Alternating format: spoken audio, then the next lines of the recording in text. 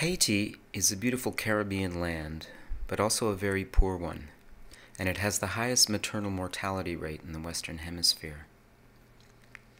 Traditionally, babies are born at home with the help of midwives, and these traditional midwives tend to be elderly women that have gained experience through giving birth themselves when younger, or they simply followed in the footsteps of midwives that came before them.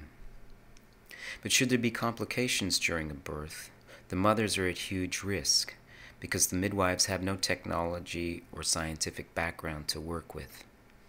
So in recent years, there's been a concerted effort by the Haitian Health Services, with the help of partners like UNICEF, UNFPA, and the Canadian International Development Agency, to bring more professional people into the birthing process. In early 2009, I traveled to the small town of Milo in the north of Haiti. It's a pretty dreamy little town at the foot of a mountain and is home to the ruins of a palace built by the self-appointed King Henri Christophe, one of the Haitians who led the revolt against their European slave masters. Milo is also home to Sacré-Cœur Hospital. This hospital was founded by religious brothers from Quebec in the early 1960s. Last year, about 2,500 babies were born there. An important element in the reduction of maternal mortality is the introduction of fully trained nurse midwives into the healthcare system. These people first complete their 4 years in nursing, and then they do 2 more years of training as midwives. And Sacré-Cœur Hospital has a team of 9 nurse midwives that work from there. Another key component in reducing maternal mortality is having women give birth in hospitals or clinics rather than at home.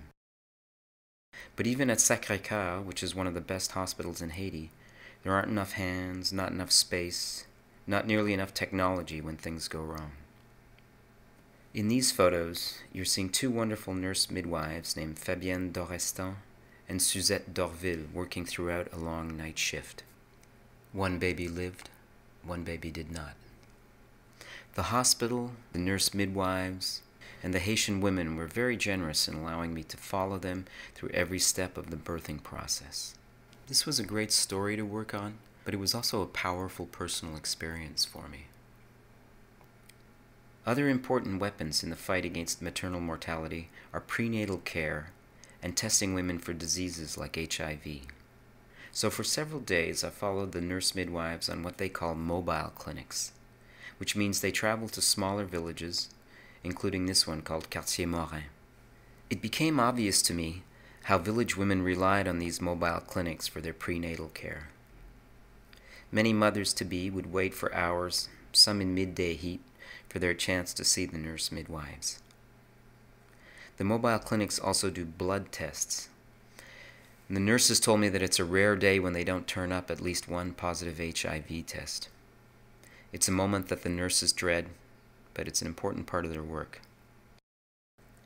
Haiti is still a risky place to give birth, but the presence of trained midwives has brought that risk way down in their areas. And hopefully, the trend in reducing maternal mortality will continue, and Haiti can become a safer place for that common but extraordinary event, the birth of a child.